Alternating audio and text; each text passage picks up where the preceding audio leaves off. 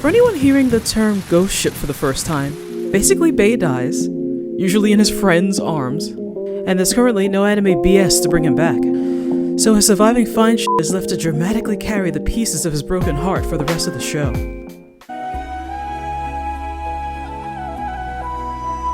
Unfortunately, ghost ships are right at home in BL because bury your gaze is another trope pop culture still hasn't gotten tired of. But love it or hate it, every now and then the death and BL two-piece combo becomes fuel for some surprisingly compelling plot twists. I'm Green Tea Gal, and here are 8 times Bromance not only outlived death, but low-key carried the story. Satoru and Akira, Hypnosis Mic, Division Rap Battle Season 2. Imagine my surprise when a microship sailed right at the end of Hypnomic's 2nd season. It was one of those enemies to friends things, where they literally punch each other first and ask questions later. After one of the few genuine fistfights in Hypnomic, real violence having been made illegal, they wake up in the back of a pickup realizing they knocked each other's teeth out. Instead of, say, seeing a f***ing dentist, lunatics keep the teeth, encase them in steel, and exchange them like the most metal version of a friendship bracelet ever. And yet another example of extremely straight men exchanging custom jewelry. A lot of Akira and Satoru's bromance is told through flashbacks. After the initial punch-up, these former delinquents bonded as day laborers for beginning gate, and then unsurprisingly, prison. They had several brushes with death along the way, but constantly went above and beyond to keep each other safe. It looks like when they were finally on the right side of the law again and got their money up, they entertained the idea of opening a restaurant together, which I'm beginning to think is code for something. Fellas, is it gay to cook with your male friend? Anyway, they were just starting their new lives together, but since we can't have nice things, they're found dead that same episode. Far as I can remember, Akira and Satoru are the only characters in the franchise to not just die, but be killed off for dramatic effect. Feeling the tragedy of it all, their grief-stricken third-wheel friend keeps their toothy bling, and has them digitized Tron style. This way they can still compete in rap battles and maybe get some justice one day. I know the show is technically a dystopia, but this is still kind of a lot for an energetic show where problems are solved by singing at them. Even as a digital ghost, Akira remembers what was stolen from him. This ghost ship is extra sad because both boyfriends died, were mourned and resurrected by a third party. With his help, by episode 13, Akira and Satoru's music-based revenge can kick into high gear. They become the antagonist and final boss of the season when their avatars eventually merge into one super sprite. There's bright colors and hotties drop bars for a few minutes, it's a good time. Sure, they lose the rap battle and fry their circuits, but they win the redemption arc. The rest of the cast reminds them that they were never the bad guys. Satoru and Akira are actually able to find some peace, and thanks to the digitization, can never be separated again. Reo and Mabu, Sarazanmai. Despite their zesty little song and dance number I've been referencing since 2019, Reo and Mabu were morally grey, Team Rocket-like side characters, always trying to grab power for themselves from the teen protagonists. But by episode 8, things take a turn when they start pointing guns at a clutch of high school boys, both cementing themselves as true antagonists, while being put squarely in the crosshairs of the bury your gaze trope. Even in a show this whimsical and campy, they're not safe. You can't be openly queer and evil, you gotta pick a lane. Their bond is tested in episode 10, when Reo is fed up of waiting for a confession from Mabu that never came. It looks like they're actually breaking up, but the drama is outdone by one of several all is lost moments. So Reo must embark on one of the show's many semi-metaphorical journeys to save him, i.e. somehow the gayest fetch quest in existence. Reo must obtain vague wish-granting powers to restore whatever passes for normal in this f***ing show. Just as Reo's realizing he was the one being toxic, Mabu falls victim to the plot and dies to death. A grief-stricken Reo immediately starts providing some real conflict, and arguably one of the most emotional scenes in the entire series. Not only is his honey dead, all memories of Mabu are erased, so Reo doesn't even know why he's crashing out. Knowing he forgot Mabu but still being in searing emotional pain was probably the worst of it. He barely even felt the bullet that ended his life. My chest, it hurts. Again, this show is not that serious, but the tone and levity will drop like a stone just for the 3 openly gay characters to get shot or killed. If this anime had come out 5 or 10 years earlier, Reo and Mabu's suddenly tragic story could have ended right there. Their deaths would just be another sad but necessary stepping stone so our heroes could advance. But since this made my list, the show doesn't do them like that. Denali has the day saved by the combined efforts of the entire cast. Kepi, the Copper Prince, gets his full power and authority back, and resurrects them because that was some bullshit. Once the real world consequences are out of the way, Blood literally shot a cop, everyone gets a happy ending. And Mabu and Ryu appear again at the end as rickshaw pullers, living happy lives together with none of the emotional baggage that slowed them down before. Kirito and Yu-Gi-Oh! Sword Art Online, Alicization, and War of Underworld. SAO Alicization, or My Fluff Like Bromance, might now hold the record for how fast I saw a ship on the horizon.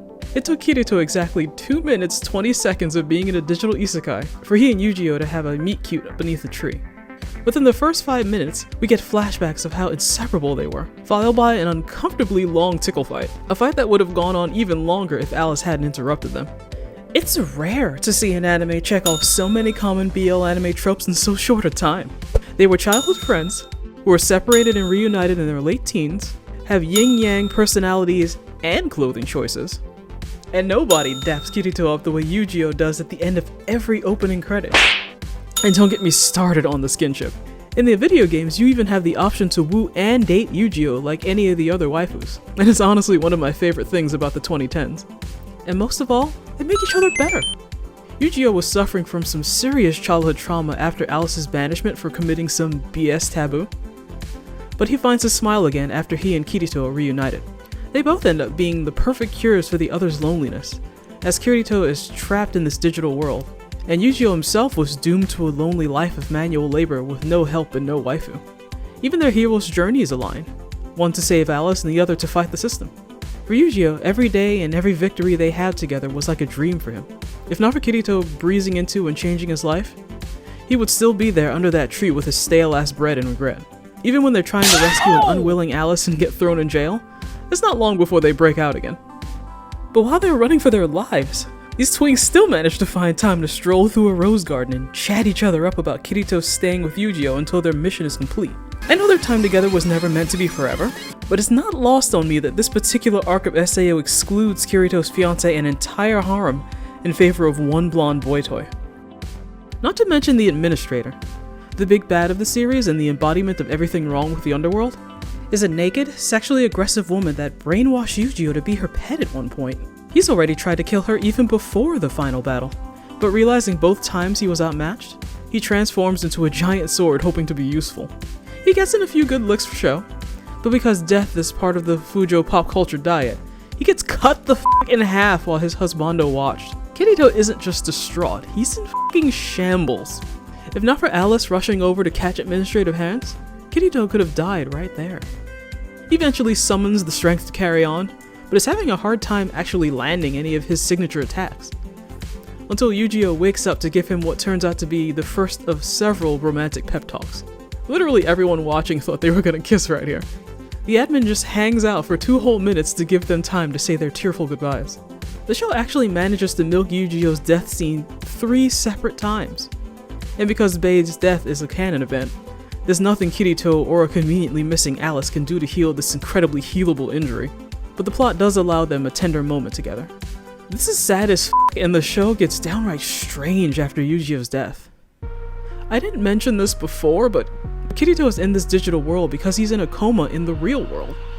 But after season 1's climactic battle, Kirito finally reaches the master computer terminal only to get zapped into a second coma, leaving Kirito in a semi-conscious state, or what fans were calling SAO potatoization. Like, this is the promo poster for War of Underworld. Blood is out to lunch for 80% of the season. The opening and ending credits are bashing us over the head with Kirito mentally disassociating 24/7, and only showing signs of life when anything Yu-Gi-Oh! Related crosses his vision. Kirito clings to Yu-Gi-Oh's sword desperately, and you have to literally pry it out of his hands and he'll still moan and reach for it. SAO kept hinting that Yu-Gi-Oh's soul is still in the sword, and that he speaks to Kirito through it. Kirito is literally and figuratively haunted by him for the entire season, with references to their time together reflected in his eyes as if it's all he can see now. Kirito has had 2 full seasons of death and trauma in his past, but it's Yu-Gi-Oh's demise that causes full-blown panic attacks. He even self-harms, trying to rip out his own goddamn heart in some sort of sick penance. Kirito is just a passive observer in his own show, until the self-proclaimed King of Hell pulls up, with the War and War of Underworld behind him. King is wrecking shop and doing everything he can to get Kirito to wake up and fight. But nothing, not even the harem or his fiancée in danger, will budge him. Take a wild guess what finally gets Kirito up after floating through 18 episodes in a daze. You up? Am now. Kirito even asked for his permission to start living again, not the harem, not even Asuna. That's how deep their bond runs. Yujiro even gets Kirito through the final battle by physically showing up to help him, multiple times, purely through the power of Kirito's longing.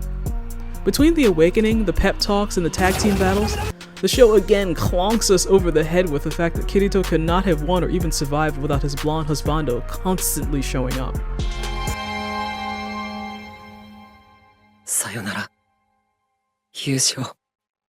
With the war over, Kirito actually lives several lifetimes in Underworld as the Star King before he and Asuna are finally able to get back to the real world. He promptly has those 200 plus years of memory removed, so that the only thing he retains from his adventure are the 2+ years he was with Yujiro, and the suddenly fresh pain of losing him. Kirito is a tearful, blubbering mess every time he even thinks of Yujiro, and his grief is so loud his sister Shinon has to come in and comfort him. Anyone else get the impression Asuna knew about Yujiro too? She does bring Kirito blue roses of all things just before they're discharged from the hospital. Because honestly, if not for Yujiro, neither of them would have survived the underworld at all. Senya and Ichiya. Buchigiri. While the show's protagonist Arajin was spending his screen time being a conflict-adverse f***boy, the Senya Ichiya ship was quietly sailing in the background. Arajin borrows Senya's strength to keep himself safe in a school full of delinquents. But Senya is not a genie, but a djinn, meaning his power comes with a price, because Senya's also been using Arajin to get what he wants, his rival and life partner Ichiya. Senya and Ichiya are actually intangible and can't see, communicate, and more importantly, lay hands on each other without someone to possess. So during every fight, more and more of the host's body is taken over and nudges them one step closer to each other. Ichiya is finally able to possess Matakura and get a proper reveal in episode 8. I mean, I get why Senya's been chasing after him all this time. The camera spent a full 10 seconds eye-humping him. We're treated to some long overdue backstory in episode 9. They met as children, of course, and street urchin Senya is instantly smitten when he witnessed Ichiya dropkick someone 10 times his size. They were inseparable after that, living and training together. Senya was so poor he couldn't even afford a name until Ichiya gave him one. My name? He meant everything to me. I'll let you draw your own conclusions from that. Time skipped to them as beefy adults, and the show eventually explains why they had a falling out all those centuries ago. As is often the case with brawler bromances, one of them is on a mad quest to be the strongest, and the other is already the strongest, and is holding back because fighting all out will result in death. Turns out Ichiya was already dying of tuberculosis. Explain yourself! But instead of just talking about it, they kick and punch each other on a mountain during a thunderstorm like the messy twonks they are. But before they have the chance to therapeutically beat each other to death, they're actually gunned down by the government, who feared their strength after they were no longer needed to fight in wars.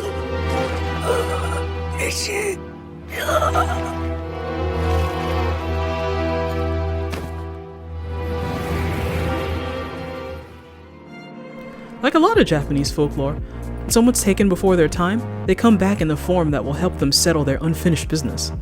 Unsurprisingly, the boys came back as superpowered spirits loosely based on the red and blue Oni, another popular trope in Asian folklore and low-key BL.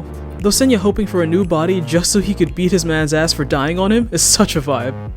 Senya and Ichiya aren't even the main characters of Buchigiri, but the story doesn't work without them, their power, or their endless pursuit of each other. Without Senya body hopping to find Ichiya for centuries or lending the MC his power, Arajin would have stayed a bullied high school boy. He wouldn't have gotten over his childhood trauma, wouldn't have become a hunky person, or been able to pull Matakura out of his depressive episode. There would have been no happy ending at all, and arguably, no show. Harry and Brandon. Gungrave. Gungrave is the story of two BFFs, Brandon and Harry, brought together, torn apart, and reunited by crime. They doggedly pursued their dreams, even when it cost them everything. Saying Harry and Brandon were close is an understatement. You get a whiff of their ride-or-die dynamic early on, since they were orphans who grew up dirt poor with only each other to count on. The audience meets them as teen street punks, committing petty crimes in the slums, which means they routinely get into more trouble than they can handle. The few friends they do make don't have their main character protection, so Once again, by episode 4, all they're left with is each other. After losing their friends, the boys get pulled into the orbit of Millennium, a major Yakuza group in their town. They get a taste of real power, and Harry figures his best chance for safety and success is to join them. Unsurprisingly, Brandon comes with him. Harry's instincts were correct, because the combination of his charm, wit, ambition, and Brandon's John Wick level combat skills helped them quickly climb the ranks and flourish within the organization. Brandon himself has no concrete ambitions for his life, other than to stay by Harry's side and go where he goes. If Harry's happy, he's happy. He's so devoted to helping Harry by executing his job flawlessly that he tends to neglect Maria, his would-be girlfriend. Apparently this distance is also to keep her and mob boss Big Daddy safe. But she's yet another name on a list of best girls the protagonist won't or can't make time for. She's supposedly the love of Brandon's life, but he still joins Millennium with Harry believing he might never see her again. Harry has to tell him to go see her in episode 5 for this little date to happen at all. Brandon and Maria actually make it work for a while, but eventually the time between their dates gets longer and longer. This is one of those rare anime where the characters are actually allowed to age. So by episode 12, they're only in their mid-20s but act like they're middle-aged. Eventually it's been so long, Maria has to beg Brandon for literally any attention. But after a decade of the cold shoulder, Brandon shoots down any and all possibility of future involvement. He's a hitman now and committed to the bit because the organization needs him. You could interpret this as him not feeling good enough for her, or putting her on a pedestal as a thing to be protected instead of seeing her as a full person. Or maybe he remembered he could die tomorrow. But he protects Harry and Big Daddy every day and he's got no problem talking to them. In his mind, it's either be a hitman for Harry, or leave all that behind to be with Maria, and that choice was clearly made a long time ago. But as devoted as Brandon is and clearly has always been to Harry, their relationship becomes strained about halfway through the series when Harry overhears Brandon's big talk about getting rid of traitors no matter who they are. So guilty Harry starts sweating bullets and convinces himself Brandon's no longer in his corner, despite him literally standing in his corner for years. Harry is so spoiled and so used to Brandon choosing him over everyone and everything that the second Brandon hesitates, he can't handle it. In his eyes, Big Daddy drove a wedge between them by being the stern but supportive father figure neither of them got as kids. Brandon even took a bullet for him once. So Brandon drinking, fishing with, and parroting Big Daddy's rhetoric were all daggers to Harry's jealous heart. And without exaggerating, bro kinda snaps. Harry's ambition reaches an all-time high when he conspires to kill Big Daddy and steal the entire organization right from under his bleeding corpse. He tells Brandon his plan as a loyalty test, knowing an attempt on the boss's life is a betrayal punishable by death. Death Brandon would have been told to go meet out. The old Brandon would have ignored his duty and been behind Harry 100%, no questions asked. But Brandon had changed. And in a very tense scene, he actually pulls out his gun intending to maybe not kill, but shoot Harry. The end of episode 8 was meant to foreshadow this, as Scar couldn't kill his bestie after he f***ed up either. Yes, I know that's not his name. Unfortunately, the fact that Brandon pointed a gun at him at all was too much for Harry to bear. He has his, if he cannot be mine, his life is forfeit moment, because his best friend wasn't as slavishly devoted to him as he had hoped. And he really crashed out in a way only a jealous lover in a telenova would. This was excessive. This wasn't Harry feeling betrayed. This was him packing Brandon up like he caught him cheating. At first, Harry seems to take Brandon's death rather well. It isn't until he happens upon an orphanage similar to where he and Brandon grew up that the cracks start to show. After killing the mean headmaster there, Harry thinks he's done the kid a favor. But when the kid sobs anyway, and begs him not to die, Harry realizes he 900% overreacted, and can't bury his grief anymore.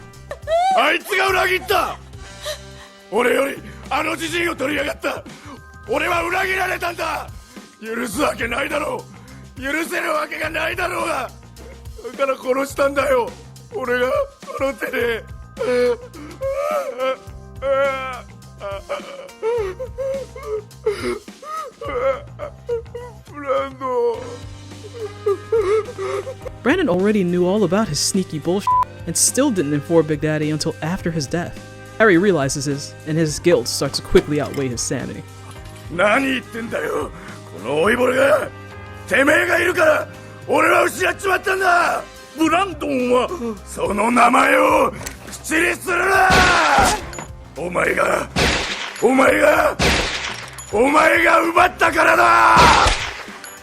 You'd think the elevator scene would be the end of their bromance, but on top of Harry crashing out on a daily basis now, This isn't just a ghost ship, it's a zombie ship. Because not even death could keep them apart. A big part of Harry's violent takeover was thanks to his necrolization tech that reanimates the dead for brainless hired muscle. Brandon was necrolized in secret, and 13 years later is resurrected as a superpowered zombie. Yes, really, he's in the opening credits. And even as a zombie, he remembers who he was, what was taken from him, and what he must do. Sure, Brandon isn't a ghost, but he sure as shit haunted Harry's thoughts the entire time, only to rise from the dead as a waking nightmare. Which is why I'm amazed at how long Maria got to live before she's gunned down in episode 17. She survives just long enough so that Brandon can be revived and protect her daughter Mika. After Harry's run Millennium into the ground trying to delay the inevitable, Brandon, beyond the grave, still fights his way past all Millennium's generals and defenses. Now every revenge porn movie on Earth will suggest Brandon should be furious that he'd want some payback for his Maria and Big Daddy's deaths. But their bromance is so strong it breaks cliche. He has several chances to kill Harry and he just doesn't take them. In fact, by episode 25, when Brandon is literally falling apart and they've pretty much lost everything, all they think about is each other. When they're finally face to face again after a decade and a mountain of corpses. There's no fighting, no cursing, no shooting, no violence of any kind. When he looks at me, and I look at him, and he looks at me, and I look at him.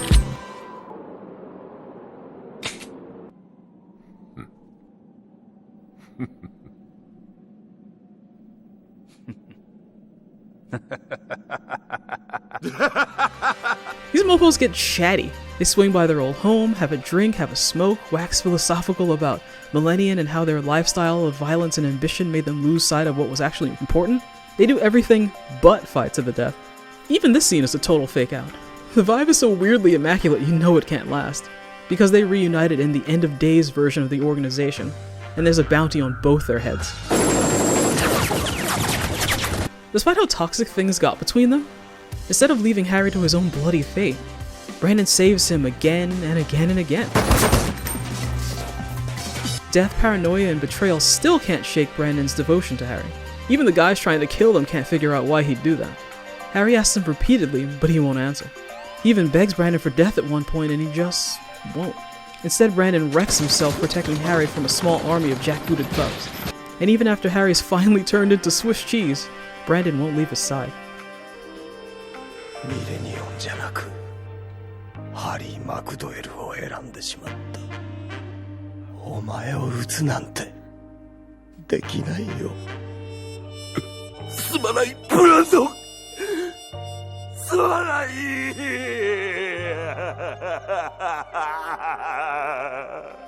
Harry finally realizes just how insanely wrong he was about Brandon's loyalty, and the audience learns Maria was not the love of Brandon's life. The series ends on this sweet bitter note, when Harry and Brandon decide to recapture what they've lost and go home with a double unalive. ハリー、ブランドン。 The anime just cuts to white here, so I drew some fan art back in the late 2000s of what their final moment might have looked like. Yoshiki and Hikaru. The summer Hikaru died.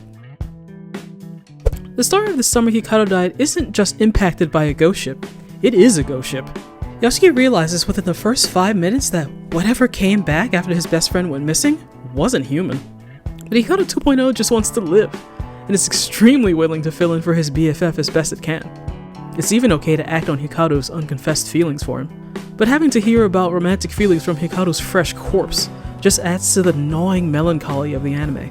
The moth getting zapped, the soda falling like drops of blood, the ants and spiders that come to slurp it up, the cat that won't go near him.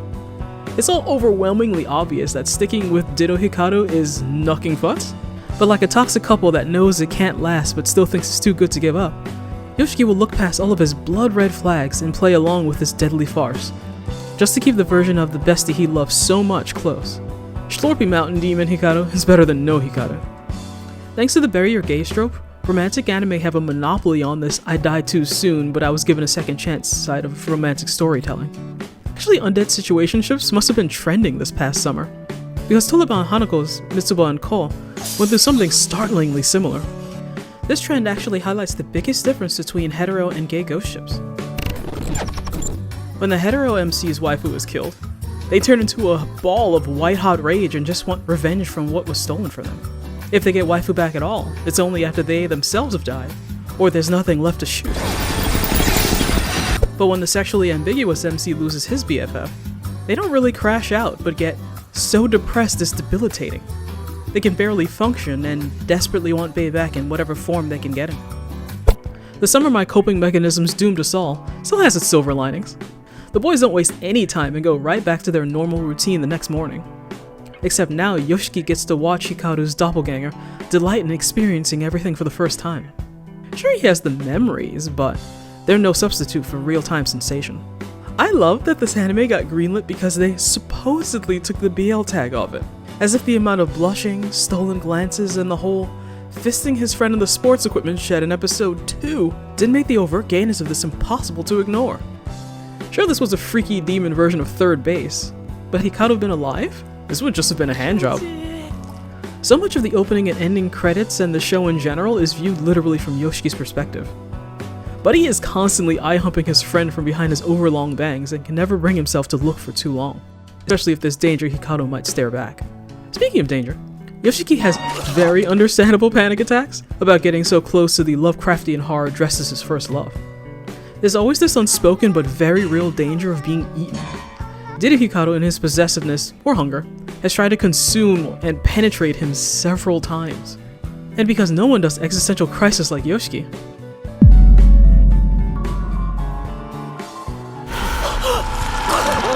but even this ended up being just another obstacle they were able to push past.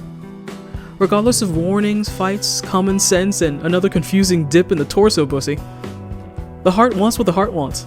Yoshiki will always run to his friend's side again with renewed vigor. 俺はどこまでもお前に付き合うよ。たとえ俺の何かが壊れても。 Eventually Hikaru rips his essence in two and gives half of himself to Yoshiki in the most haunted house-coded marriage proposal you've ever seen. Okay, maybe the second. You could call it imprinting, you could call it love, you could call it Yoshiki being a damn fool for thinking he's safe around him. But Yoshiki being Hikaru's whole world kinda nudges him closer to being human every day. And touching this mountain spirit so, for lack of a better word, intimately, has mixed or changed Yoshiki on a physical and spiritual level. So now there's this scary but exciting reality that Hikaru and Yoshiki's otherworldly affection hasn't just transcended traditional death, but is slowly transforming them both into something new because of it. But like most ghost ships, optimism for their situation is always tenuous at best. Their relationship exists on a knife's edge, with a constant push and pull of hope that new Hikaru can blend in and live a normal-ish human life, and then despair that even on his best behavior and the supernaturally gifted neighbors looking the other way, he'll always be a little too inhuman to make this work. At best, he can be an awkward, friendly ghoul. Middle ground option, the exorcist finishes the job this time, and at worst, he eats everyone in town and feels a bit sad. By the end of the season, Hikaru realizes all he's done is take away everyone, especially Yoshiki's, ability to just move on and mourn the real Hikaru in a healthy way. Not to mention that he's been trying to eat Yoshiki more and more often. And scarier still, Yoshiki kinda likes it. So Hikaru, in defiance of his own self-interest, decides to leave as an act of love, or as close to love as a demon is capable of feeling. But Yoshiki is not having it, and literally gets on his knees and begs and screams for him to stay. Yoshi's not asking the Hikaru he's impersonating, but the demon itself to stay by his side. The comment section described this scene as peak yearning. I know the summer my boyfriend died but came back so I could still smash is supposed to be a story about grief, desperation, and the dangers of never letting go. But had Yoshiki taken the emotionally healthy route, and not embraced the best worst idea he could possibly have had, Hikaru would have just eaten him, and in doing so lost his only tether to whatever passes for ethics to a nightmare creature. Yoshiki dying killed any chance for him to develop personality, learn empathy, or what it means to be alive. This 12-episode show would have been a 22-minute OVA because everyone in that town would have died. Is literally Yoshiki and Hikaru's undying affection for one another that gives the anime and its freshly greenlit second season a chance for a happy ending. Kikun Shin 昭和元6落語真珠助録再び編 Showa Genroku is the story of Kiku and Shin, whose lives are forever changed when they get pulled into the dizzying world of Rakugo, or one-man storytelling. When we first meet the MC Kiku, he's a taciturn, joyless sourpuss that never knew a parent's love. It's only after he meets wild child Shin that he starts to break out of his shell. Shin's tomfoolery is the only thing that actually makes Kiku smile and laugh like a normal child. Eventually, Later, Kiku finally opens up to Shin in a bathhouse when they have a heart-to-heart and he actually bursts into tears. This is one of the only times he cries in the entire series, and a major indicator that Kiku is always his most relaxed and authentic self around Shin. As well as they play off each other, like every BL couple ever, they're exact opposites. Shin has raw talent and knows exactly where he wants to go with his Rakugo, but Kiku is all hard work and still struggling to even find his voice. Kiku's progress is slow, and he starts to hate his profession, but it's Shin's mad skills that make Kiku fall in love with Rakugo. Shin lights a fire in him and drives him to be better. Kiku once envied his friend's confidence and unique style, but he also can't take his eyes off him. They spend their entire childhood, teens, and young adulthood together, completely inseparable in both life and career. Kiku dotes on Shin, and will happily spend hours picking out clothes for him. He spoils him rotten, and funds his self-indulgent or toxic habits. They push each other to career highs, and comfort each other at emotional lows. They live together and definitely get on each other's nerves, and frequently squabble like a married couple. But boy do they kind of fall apart if you dare separate them. Kiku got horribly depressed when Shin and their master left to entertain troops during World War II. He would cry himself to sleep clutching the pinky Shin held to promise he'd come back alive. Looking back at the series now, the possibility of death was always circling this man. Don't worry, he's fine. For now. If you want to talk skinship, Shin is pretty handsy. They're super open and affectionate with each other. It's actually at a level that makes Kiku's often neglected girlfriend Yurie sick with jealousy.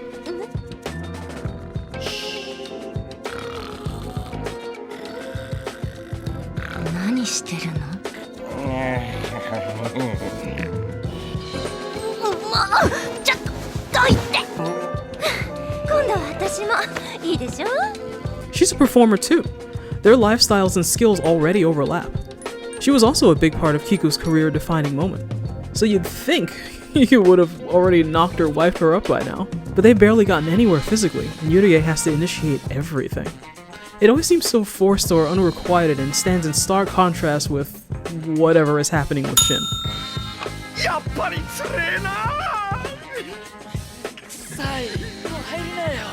One day Shin's very proud and traditional master finally snaps at him for daring to suggest Rakugo needs to be modernized and he's kicked out of the association. The whole situation leaves such a bad taste in his mouth, he might stop doing Rakugo entirely and skip town. Kiku realizes he's serious and takes the news like he was shot. A lot of deep-seated envy and complicated feelings bubble up on both sides. Eventually Kiku begs Shin to stay, like he'd die if he couldn't hear him perform anymore. But Shin and a pregnant Yurie flee to the countryside to live simpler, drama-free lives. My ship could have sank right here, but several years pass, Yurie gets sick of him, and Kiku's Shin withdrawal finally forces him to track him down. Their long overdue reunion has exactly the kind of tension you'd expect.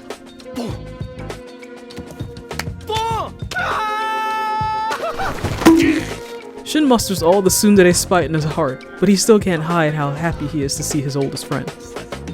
Life certainly went on while Kiku and Shin were apart, but while Kiku kept working, Shin languished in his absence, and his worst personality traits devolved into a years-long depressive episode.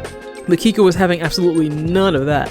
It's not just that Shin's being wasted here, Kiku needs him and his unique Rakugo like he needs air. 落語界でもお客のためでもねえんだよ。私のためにやれって言ってんだ。 That seems to get through to Shin, and we're treated to a montage of Kiku blowing into his life and improving it from top to bottom in a matter of days.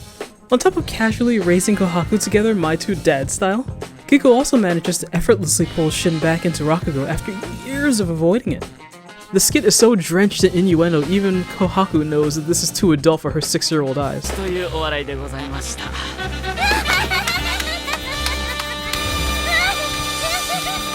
Since Kiku can't be his bank forever, to make ends meet, they decide to put on a sort of comeback special performance. Shin is pretty anxious to be back on stage after so long and so much bad blood, and again Kiku effortlessly brushes off his unease, and he gives one of the best performances of his turbulent career. Their show goes very well, But you know we're not allowed to have nice things. Yurie also saw their promo posters and realized Kiku was in town. In episode 8, she had warned the next time Kiku saw her that he'd be in hell, and she meant that shit. Yurie camped like a sniper to destroy their always fleeting happiness. She'd originally planned to ambush Kiku after the show to pressure him into committing a double unaliving with her, but since Season 1's version of their demise wasn't nearly gay or tragic enough, in Season 2's retcon, Shin finds her first. She'd secretly been waiting for Kiku for years, so when he finally came to town, Yurie hoped it was for her. It wasn't. And she takes her jealous rage out on the guy who's always made her a distant third in Kiku's heart. One extreme overreaction leads to another, so Konasu shoves her off the balcony and Shin reflexively tries to save her, dooming them both. Normally this would qualify as the all is lost moment, but this is a literal ghost ship. Shin comes back as a sly, smiling ghost and just haunts Kiku's ass for the rest of his life. At first I thought these were just figments of Kiku's imagination, but no. Shin is legit haunting him kinda all the time, both figuratively in life and literally in death. Kiku would rather have died with Shin than be apart from him again, but the decision is literally out of his hands. A broken-hearted Kiku buries himself in Rakugo to cope with the pain, keeping suicidal thoughts at bay by working constantly and providing for Kohaku, who blames him for everything. Remembering he's not the only one grieving certainly helped, but Shin was the kind of loss Kiku never fully recovers from. Everyone who blows into his life ends up taking turns to make sure he has a reason to keep on trucking. And years later, Kiku even gets an apprentice that is eerily similar to his late husband. Not surprisingly, Kiku also dotes on him, picks out clothes for him, and gives him the same lapcat levels of affection he lavished on Shin. Pretty sure they both bond over their mutual Skeroku simping too. While Season 1's opening credits are playful and a bit melancholic with Yurie as a siren luring Shin to his doom, Season 2's opening really leans into the morose time is running out but never fast enough vibe. The Boppy Jazz can't hide that the only bit of levity is when Shin shows up and pulls Kiku's clothes off. I don't need to unpack that, it kinda speaks for itself. After years of anime consumption, it's a pretty standard trope that when death comes for you, it takes the form of the person you love most so you won't struggle. Several times we see that Shin is actually taken over by, or a stand-in for the god of death. But again, for comparison's sake, Yurie is dead too. When Kiku sees her ghostly image, she's terrified and apologetic and begging not to be cursed or killed. But when he sees Shin's specter, he's happy to see him, or angry he abandoned him in death. Death could have taken the form of either of them, but it didn't, because even death chose Shin over her. When Kiku himself finally dies peacefully in his sleep, he goes straight to limbo filled with people and places and parties bumping like no one was dead at all. Since neither of them ever moved on, Shin spent the past 40 years at least haunting Kiku, and never even tried to pass to the other side. So the instant Kiku dies, Shin is already waiting for him with a grin going, "Finally, it took you long enough." He couldn't wait for Kiku to bite it so they could hang again. And he has such fun things planned for them.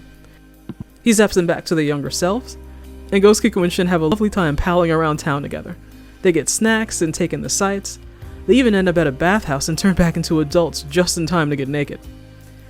They spend a while here. Shin shows off his Yurie battle scars and they chat about life and loss. But Shin is always careful to keep things cheerful, even making light of the tragedy of his own premature death. Then he makes sure to flash the audience and smile on his way out.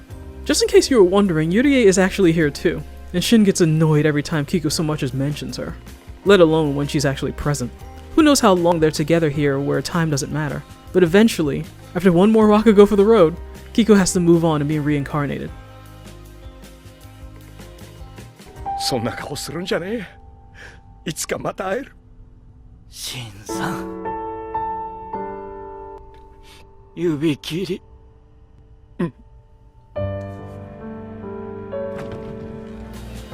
They tearfully part ways and Shin can't bear to see him go. This might be the only ship I know where the guys actually chase each other to the underworld and died twice. Katsuki and Soshi.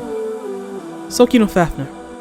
Soki no Fafner was originally going to be my next War Boys BL subtext video, until I remembered it's actually one of the biggest ghost ships in Fujo history.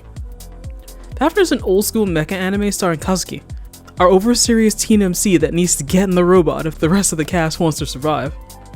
But he only heeds the hero's call to action because his cool-headed BFF Soshi believes in him.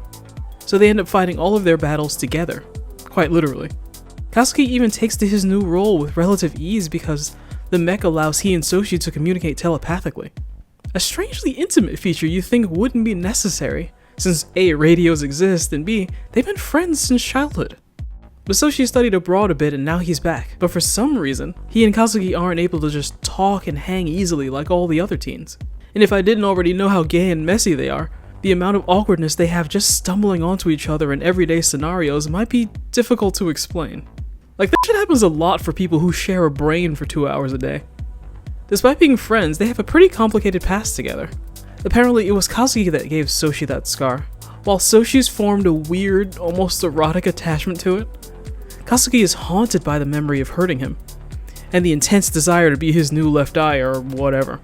Things were never the same between them after that, and they angst dramatically over how they keep failing to understand each other and their lives are poorer for it. The metaphorical and literal scars they've carved into each other, and the idea of pain shared as pain halved, become major parts of their relationship and the show's underlying themes. Speaking of relationships, Kazuki has at least 3 admirers, but the show makes no secret of Soshi's attachment to him and vice versa. Maya, waifu number 1, shoots her shot on several occasions, but even then Kazuki can't stop thinking about Soshi. I mean, it's obvious to me she never stood a chance, but in Soshi's weird brain, war and emotion shouldn't mix at all, and attachments are too risky, so he thinks he's getting dangerously fond of Kazuki. So after watching him sleep, he awkwardly declares we shouldn't be friends anymore. Soshi is a complicated guy. His tsundere denial aside, Kazuki is clearly Soshi's priority in all things. When Soshi's not invading his personal space, he worries over Kazuki constantly and actively tries to keep him out of harm's way. Soshi will leave other team members to their doom if they make a mistake, but he won't even let Kazuki take the blame when he breaks protocol. Kazuki is the only pilot to maintain his personality and normal brain function simply because Soshi has a calming effect on him. As is tradition on this channel now, any ship that gets the final spot on my list must come with lethal amounts of codependence. So naturally, when Kazuki and Soshi are apart, they don't fare very well. Kazuki dips to go soul-searching and find his place in all of this war, and in his absence, Soshi is forced to come to terms with the rift between them. The rest of the crew inevitably gets pulled into their drama and flat out start giving him friendship advice. Why didn't you ever tell Kazuki the truth of how you feel about him? Meanwhile, Kazuki finally comes to the brilliant realization that he can't avoid war in a war anime, and suddenly all he can think of is Soshi. Kazuki jacks a local Fafnir and races off to save Bei, help with the war effort. Even in a strange and unmarked craft, Soshi immediately recognizes that Kazuki is piloting it. One exposition dump later, Kazuki finally makes it back, filled with renewed optimism after his near-death experience, Spirit Quest. A lot of episode 15 was actually dedicated to Kazuki wondering how Soshi hasn't told him to f off and die yet. But now that he's finally figured shit out, he shows up to battle in a shiny new Fafnir to match his boosted emotional maturity stats. He and his BFF finally have a heart-to-heart, and Soshi, finally feeling seen, drops his guard enough and allows himself to cry. These two may come with an avalanche of melodrama, but it does help shape the men they would eventually become. Kazuki, the local Fujoshi, and the plot demand that they finally try that assimilation technique Soshi mentioned years ago. Since their relationship wasn't nearly queer-coded enough, the only way to win is to spiritually or physically become one, and put foot to alien ass for their country. After we found out Kazuki and Soshi are drift compatible, you'd think they'd get closer or more relaxed than before. But these weirdos actually managed to get more awkward. They merged mind and body like 24 hours before, but that may have been too much intimacy too soon. Soshi flat out avoided him, and Maya had to beg him to go talk to his own best friend. Now, Soshi was already a little strange, but when he and Kazuki see each other again, he goes from stiff to robotic. He gives Kazuki a tour of his half-empty room like he forgot how to talk, walk, or even sit right. Shit's hilarious. They were friends as children, but somehow have never just hung out together as teenagers in all this time. The whole exchange makes it seem like they've only just met and need to work on a book report or something. This was not Soshi's personality for the past 17 episodes, and the timing makes it hard to find a heterosexual reason for the change. There's an obligatory beach episode later where they're okay to bond in a group setting, but that's all they're allowed. All this to point out that they and the plot are terrified to be left alone together. You can't imagine why. Romantic drama aside, the Festum aliens continue to evolve and invent new horrifying ways to wreck their shit. In episode 22, they try to learn the enemy by body-snatching humans and tech. The death toll skyrockets, but the aliens make the fatal error of trying to absorb the MC's main squeeze. so a furious Kazuki becomes the newest member of the Gimme Back My Boyfriend fan club. The final battle of the season has the surviving pilots up against every alien foot soldier in existence, but failure is not an option. The aliens use Soshi and his intel to fight more efficiently, and since this is low-key BL, saving Soshi and saving the day are one and the same. Save the husbandos, save the world. Kazuki's more determined than ever, and everyone's on their A-game. They fly in formation, and they fight like hell to save their friend. After multiple death fake-outs, Kazuki alone is able to get to Soshi and pull him from perdition.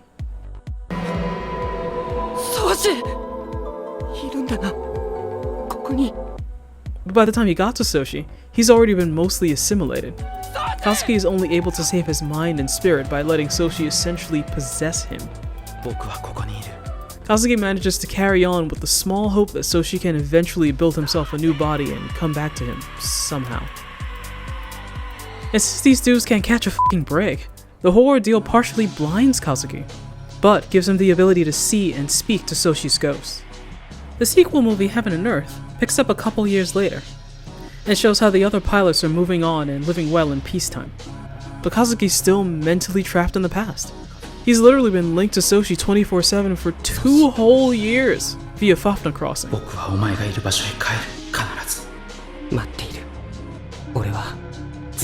He's not made an inch of progress with Maya, the one-sided crush from season 1, who's been alive and well and working with him this entire time. But Kazuki's just been waiting for any sign that Soshi's back. And the nanosecond he gets that sign, Kazuki runs at full speed, half blind through enemy territory to be at Soshi's side again. Soshi 2.0 is hatched fairly early in the movie, but at this point he's a clone, currently serving as some sort of ambassador between the humans and the agitated Festum. While the esoteric dialogue and beautifully animated mecha dogfights are happening, it's up to Kazuki and Soshi to help quell the violence and misunderstandings so that the war and movie can end. The Festum make Earth their home, and Kazuki has fought like hell to effectively earn the real Soshi back. As far as I'm concerned, getting him back was the entire point of the movie. I mean, look at these key art posters. They weren't exactly subtle. The Heaven and Earth movie is just the Soshi retrieval arc featuring aliens. By the end of the film, the friendly alien piloting his meat suit leaves and the Fafnir Crossing link is severed. So Kazuki's eye is finally healed just in time to have Soshi's smiling face be the first thing he sees. Oh my god.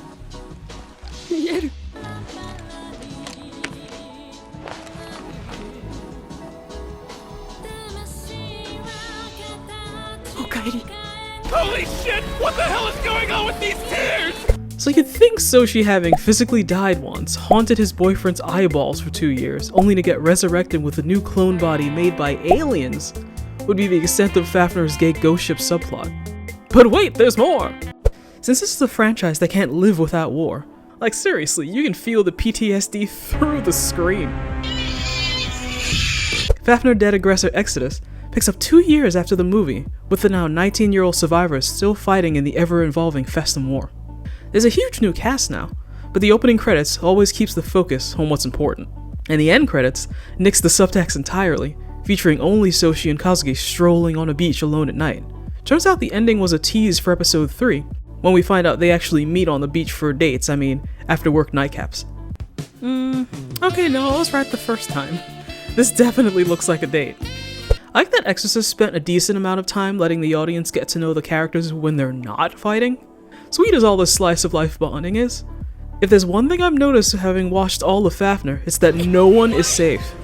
I've called Exodus the fault in our Fafnirs, because the next gen of mech pilots are super OP, but in exchange they all get unique forms of assimilation wasting disease. Exodus is also the season we finally see Soshi pilot a Fafnir of his very own, and fight with Kazuki in epic joint slays for the ages. The show makes a particularly big romantic deal of them just getting suited up. The amount of pageantry in this is kinda crazy, but it's only outdone by the aura farming they're about to do for the rest of the season. They're so confident in their combined power, their potential suicide missions just seem like a road trip. They make this huge fucking entrance as their supposedly OP team is having their asses handed to them again. But Kazuki and Soshi just swat the swarm of Festum like flies. Even when a wild kaiju level alien appears and tries to eat Soshi, he makes absolutely no move to protect himself. These fights are like pure chaos, but he still trusts Kazuki to have his back completely. Before Disgust wiped their servers, the comment section used to refer to them as Homo Team 2 please nerf, and I couldn't help but laugh. To be fair, Kazuki and Soshi are practically joined at the hip the entire season. I can count on one hand the number of scenes they're not together, and 2 of those were actually Soshi stalking him just off camera.